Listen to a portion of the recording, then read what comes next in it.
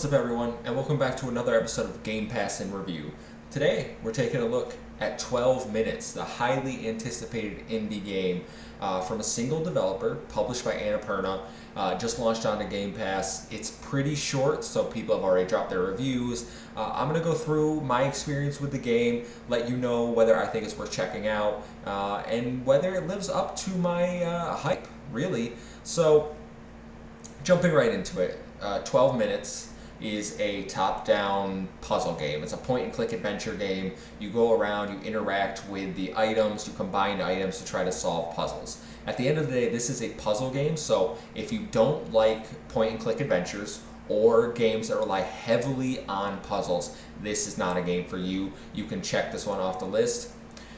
Now, this game is backed by some amazing voice casts. It has Willem Dafoe, as you may know, as the Green Goblin from Spider-Man. It has Daisy Ridley from Star Wars, and it has James McAvoy from X-Men and a bunch of other things, Wanted. So this is a star-studded game. I don't know how they managed to pull that, but when you're in the actual game, because I do want to talk about the performances. So when you're in the actual game, it is not noticeable. Like, Willem Dafoe sounds like Willem Dafoe. I can tell that he is the character he is playing, but Daisy and James McAvoy do not sound anything like. Their accents are gone. They're doing an amazing performance, an amazing American accent.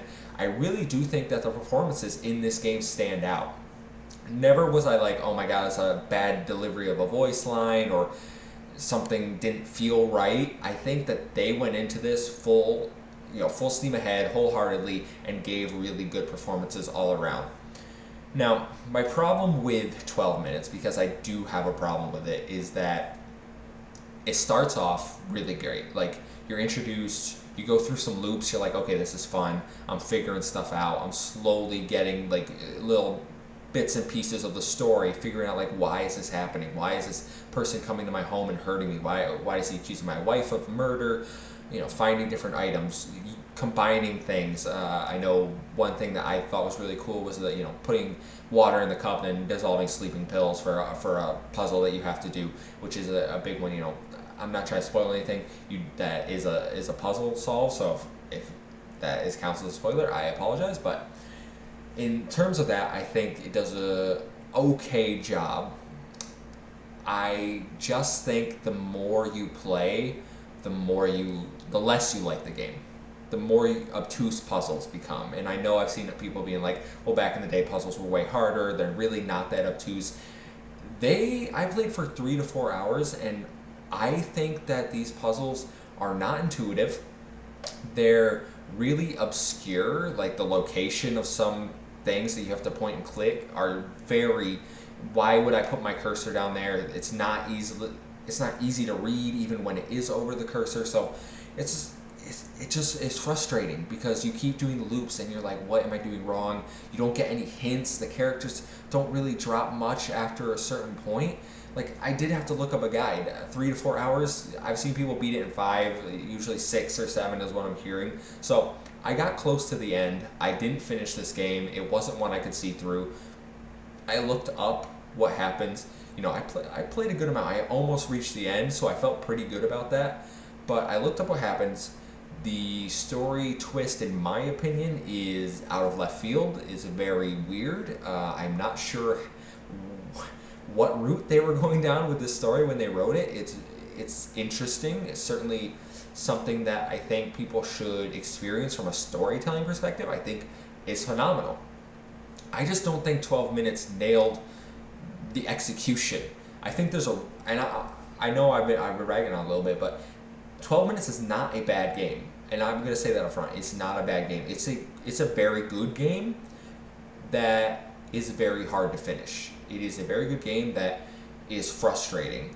It is not a game that I would play for fun, or it just becomes redundant to a point. It becomes obtuse, like I said, the puzzles, and you get so sick of hearing the same dialogue over and over and over. I can't put my head around what they were thinking by not allowing there to be some sort of hint system or something to help players along to make you feel like you're progressing, because that is my main criticism, is I never really felt like I was making progress. I would find things out about the story, but it didn't help me get to the end of the game. And that is ultimately what I'm looking for, to get to the end of the game, to figure out what is going on. And if your game isn't giving me the tools to do that, then it's not succeeding. So I think good game. It plays well, and I'm of the opinion that it controls just fine on a controller. I've seen much discourse that this is not easy to control, that it's difficult, it only works well on mouse and keyboard. I disagree. I think controller is a perfectly acceptable way to play this game. I didn't have any issues. It seemed pretty intuitive to me. But I think it falls flat in its execution. That's really where I land on this game. I'm not going to go back and finish it. I played most of it. I know the ending, so I've experienced what I knew experience was 12 minutes. But again, if you don't like puzzles, especially difficult puzzles, if you want to experience a story, maybe a Let's Play would be better for a lot of people, especially if they're not into that genre, because I do think the performances and story writing here is top notch. I do think the game design is good. I just don't think that the way that you progress is really all there. I don't think it's fleshed out enough. I don't think it gives players the tools to succeed. So, in my opinion, based on this criteria, there were some bugs. I have to give 12 minutes a 6 out of 10. And that is probably disappointing for a lot of people. It's disappointing for me. This is one of my most hyped games, especially in the indie genre. I was so excited for this. I've ate up content. This game was revealed 5 years ago. We have to remember at E3. So it's been a long, steady process to get here.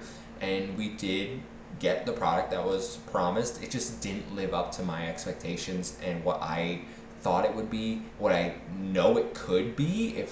I think it needed a little more time in the oven, if I'm honest. I think they just needed maybe some more play testing to really flesh out, how are most people going to play this game? Are they going to get frustrated? Are they going to see it through? Because I think there's going to be a lot of initial people jumping in and then drop off. So there's my review. Check it out if you enjoy this type of genre, puzzle solving, point-and-click adventures. If that's not for you, like I said, check out a Let's Play on Twitch. But Project X Talks gives 12 minutes a 6 out of 10. And now, I've been the Muffin Man. I'm going to go play some other games for our series. So remember to like, share, subscribe, and I will catch you guys next time. Later.